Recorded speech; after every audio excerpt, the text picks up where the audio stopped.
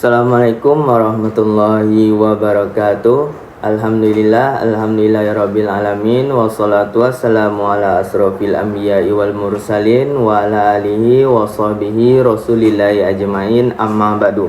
Untuk yang pertama kalinya, tak bosan kita mengucapkan kalimat alhamdulillah, karena dengan kalimat alhamdulillah tersebut kita semuanya hamba Allah Subhanahu wa taala itu membuktikan kita itu mensyukuri yang namanya nikmat Allah. Dan untuk yang selanjutnya itu tak bosan kita lanturkan, tak bosan kita kirimkan salawat dan salam atas junjungan alam, yaitu idola kita semua, yakni Nabi Yuna Muhammad Sallallahu Alaihi Wasallam, dengan lapasnya yang mulia, Allahumma sholli ala Sayyidina Muhammad wa ala ali Sayyidina Muhammad wa barik wa salim. Sebelumnya perkenalkan, nama saya Ahmad Arif Fikri dengan NIM akhir 286. Saya salah satu mahasiswa Universitas Islam Negeri Imam Bonjol Padang, yaitu saya di program studi Pendidikan Agama Islam. Pada kesempatan kali ini, mari kita sedikit sharing tentang pendidikan inklusif. Itu kami di Pendidikan Agama Islam, itu kami merasa sangat beruntung mendapatkan mata kuliah yaitu pendidikan inklusi. Kenapa? Karena bagi saya pribadi itu pendidikan inklusi itu sangat penting itu. Mari kita masuk ke pembahasannya aja, langsung kita sharing-sharing sedikit tentang apa itu pendidikan inklusi. Itu kami di kelas itu pernah belajar yaitu tentang beberapa artikel. Itu kita masuk kepada judul yang pertama, yaitu definisi dan visi inklusi. Pendidikan inklusi bukan sekedar menempatkan siswa penyandang disabilitas di sekolah umum. Ini adalah transformasi sistematik untuk memastikan semua siswa tanpa memandang latar belakang sosial, ekonomi, etnis, gender maupun kemampuan fisik mental itu memiliki akses yang sama terhadap pembelajaran yang berkualitas. Dan yang kedua itu visi inklusi. Itu ada dua. Yang pertama kesetaraan ataupun equity, itu memberikan sumber daya sesuai kebutuhan spesifik individu agar mencapai hasil yang setara. Dan yang kedua yaitu inklusi ataupun inclusion, yaitu menghilangkan hambatan dalam lingkungan belajar sehingga semua siswa itu merasa diterima.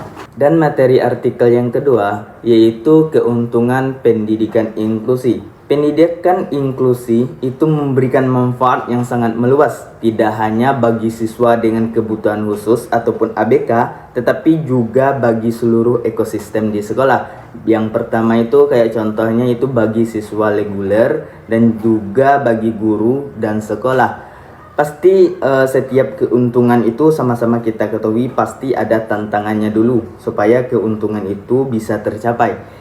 Tantangannya yaitu adalah mewujudkan kesetaraan di kelas bukanlah tanpa hambatan. Tantangan ini seringkali bersifat sistematis maupun kultural. Itu tantangannya yaitu hambatan sikap dan mentalitas. Dan yang kedua itu kurangnya kompetensi dan pelatih. Dan yang ketiga yaitu keterbatasan sumber daya. Untuk menjembatani keuntungan dan tantangan tersebut tadi, itu kita bisa melakukan strategi dan perlu langkah-langkah berikut. Yaitu yang pertama yaitu kurikulum, yaitu menerapkan fleksibilitas dalam metode pengajaran dan penilaian. Dan yang kedua yaitu kolaborasi, yaitu memperkuat kerjasama antara guru kelas, guru pendamping, dan orang tua. Dan yang ketiga yaitu pastinya lingkungan, yaitu menciptakan budaya sekolah yang merayakan keberagaman melalui kebijakan anti-bullying. Dan kita masuk kepada artikel yang ketiga, yaitu mengapa pendidikan khusus tetap diperlukan. Itu meskipun visi inklusi total sangat ideal, ada alasan pragmatis mengapa pendidikan khusus itu tetap esensial. Yang pertama yaitu intensitas pembelajaran, dan yang kedua itu keamanan dan kesejahteraan emosional, dan yang ketiga yaitu keahlian khusus. Baiklah, kita masuk kepada artikel kita yang keempat, yaitu tentang definisi dan filosofi dasar. Itu pendidikan inklusi di perguruan tinggi bukan sekedar memberikan akses fisik, melainkan menciptakan ekosistem akademik yang menghargai keragaman. Itu tujuannya adalah memastikan semua mahasiswa termasuk penyandang disabilitas memiliki kesempatan yang setara untuk berpartisipasi, belajar, dan meraih kesuksesan tanpa diskriminasi. Dan kita masuk kepada artikel kita yang kelima, yaitu esensi pendidikan inklusi. Yaitu pendidikan inklusi bukan sekedar menempatkan individu dengan kebutuhan khusus di sekolah umum. Ia adalah sebuah transformasi sistematik yang menghapus hambatan belajar bagi semua peserta didik tanpa memandang latar belakang kayak fisik, kognitif, sosial maupun ekonomi. Dalam konteks ini, pendidik dipandang sebagai hak asasi manusia ataupun yang kita kenal dengan HAM yang bersifat fundamental. Mungkin itu kita tadi membahas tentang artikel-artikel yang kami pelajari. Itu tadi saya cuman itu sharing tentang ringkasannya aja gitu. Tentang sedikit ringkasan dari artikel-artikel yang pernah kami baca di kelas. Sedikit tambahan, itu saya pernah membaca tentang pernyataan dari Dr. Thomas Heyer. Itu beliau adalah salah satu vokal yang membawa pendidikan di Amerika Serikat itu menuju sistem inklusif.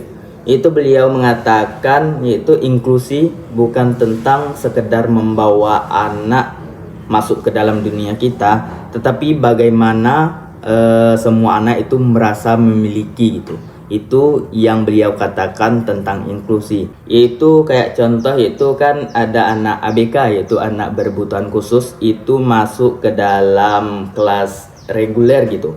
Dan untuk gurunya itu bukan hanya sekedar mengajarkan kayak dia mengajarkan cuman fokus kepada mengajarkan ilmunya tanpa memahami murid-muridnya gitu.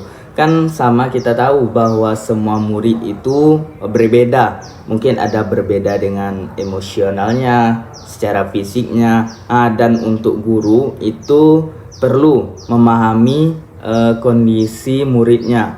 Kayak contoh anak ABK itu lebih diperhatikan lagi kan, supaya anak-anak tersebut merasa bahwa berbeda itu hal yang normal.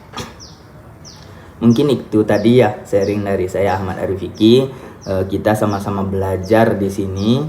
Itu tadi sharing dari saya. Mungkin kalau ada kata-kata yang salah ataupun penjelasannya itu yang salah, itu berasal dari saya sendiri.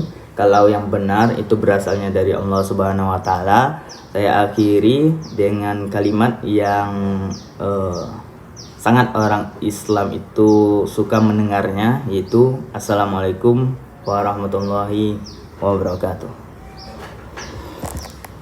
Labana al